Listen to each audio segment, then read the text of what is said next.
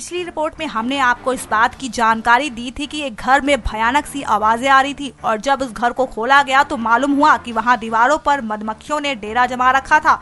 तो वही इसी सिलसिले में एक और खबर सामने आई है जो कि अमेरिका के जॉर्जिया से है, जहां पर इसी तरह का एक और अजीबोगरीब मामला देखने को मिला है।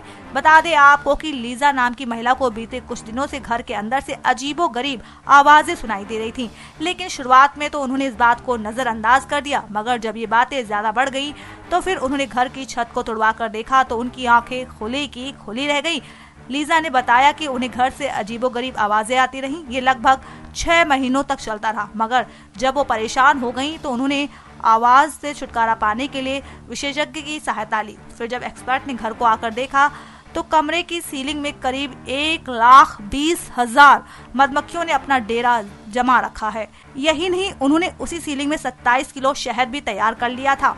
लीजा ने जब ये देखा तो उनकी चीखें निकल गईं, लेकिन जैसे ही उनकी नजर शहद पर गई तो बिना देर लगाए उन्होंने शहद थोड़ा सा डिब्बे में भर लिया। इसके बाद एक्सपर्ट्स ने घर में धुआं करके मधुमक्खियों को निकाला और सीलिंग को हमेशा के लिए बंद कर दिया ताकि वो फिर से ऐसा ना कर सकें।